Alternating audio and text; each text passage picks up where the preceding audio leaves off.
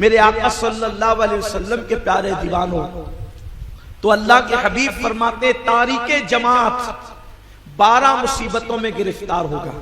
اب یا تو جماعت کے لیے تیار ہو جاؤ یا پھر 12 مصیبتوں کے لیے، اور اللہ کے رسول نے جس کے لیے کہا کہ وہ مصیبت میں گرفتار ہوگا تو پھر وہ مصیبت میں گرفتار ہو کر رہے گا، کیونکہ میرے آقا کی زبان سے جو بات نکل جاتی ہے وہ ہو کر کے رہتی ہے۔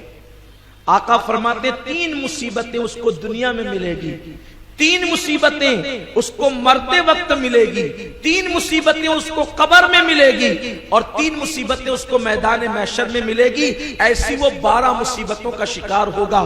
جو شخص جماعت ترک کر دے گا 3 مصیبتیں اس کو دنیا میں یہ ملے گی کہ سب سے پہلی مصیبت، کتنا بھی کمائے گا اس کی روزی میں کبھی برکت نہیں ہوگی، اس کے رزق سے برکت اٹھا لی جائے گی، بے برکتی والا رزق ہوگا اس کا، اللہ اس کی روزی میں برکت کبھی نہیں دے گا۔ کیوں؟ اس لیے کہ جب اذان ہوتی ہے تو روئے زمین کی ساری برکتیں سمیٹ کر، دولتیں سمیٹ کر مسجد میں لائی جاتی ہے۔ جو لوگ مسجد میں جماعت میں حاضر ہوتے ہیں اللہ ان کو رزق دیتا ہے، رزق میں برکتیں بھی دیتا ہے، اور جو مسجد میں جماعت میں شامل نہیں ہوتے انہیں روزی تو ملتی ہے مگر برکت نہیں ملتی۔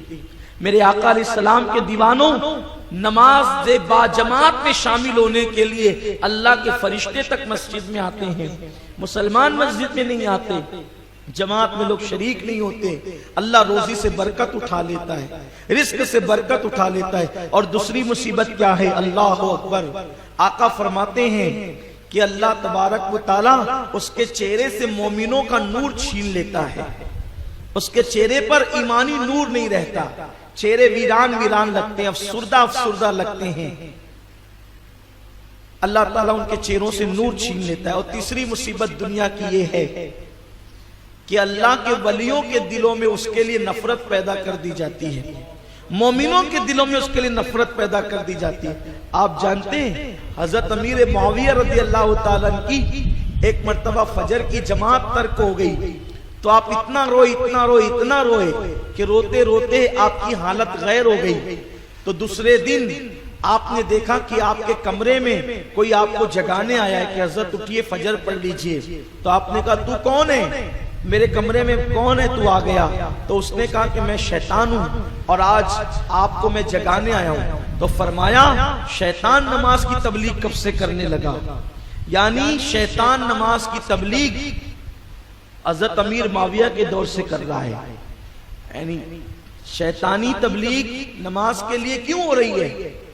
حضرت امیر معاویہ نے فرمایا کہ تو کب سے مبلغ ہو گیا نماز کا؟ تو نے کب سے نماز کی دعوت دینا شروع کر دیا؟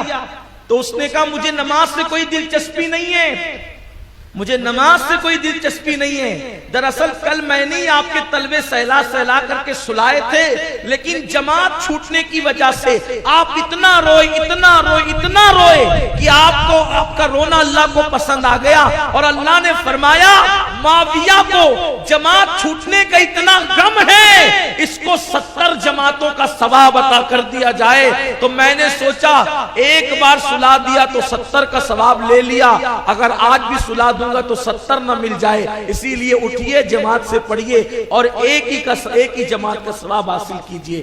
اس کا مطلب یہ ہے کبھی کبھی شیطان نماز کی بھی دعوت دینے نکلتا ہے، لیکن شیطان کی نماز کی دعوت کے پیچھے بھی سیاست ہے، شیطان کی دعوت نماز کے پیچھے بھی سیاست ہے، وہ نماز کی دعوت سے بھی سیاسی فائدہ اٹھانا چاہتا ہے، لیکن یہ اللہ والوں کی سنت ہے کہ نماز کو ہم سیاسی فائدے کا ذریعہ نہیں سمجھتے، بلکہ ہم تو آخرت میں نجات کا ذریعہ سمجھتے ہیں۔ اور ہم سنیوں کی نماز میں خدا کا ذکر بھی ہے، نبی کا ذکر بھی ہے، ولی کا ذکر بھی ہے۔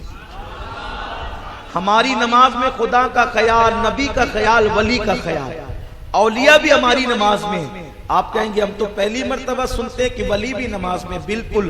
السلام علینا وعلی عباد اللہ الصالحین، جو جب کہتے ہیں نا السلام علینا ہم پر بھی سلام ہو، وعلی عباد اللہ الصالحین اور تیرے ولیوں پہ بھی سلام ہو، پتہ چلا نماز کے اندر سلام صرف نبی پر نہیں ہے بلکہ نبی کے ساتھ ساتھ ولیوں پر بھی ہے۔ تو ہماری نماز میں تو ولیوں کا ذکر بھی آتا ہے، اور یہ قانون کس نے رکھا؟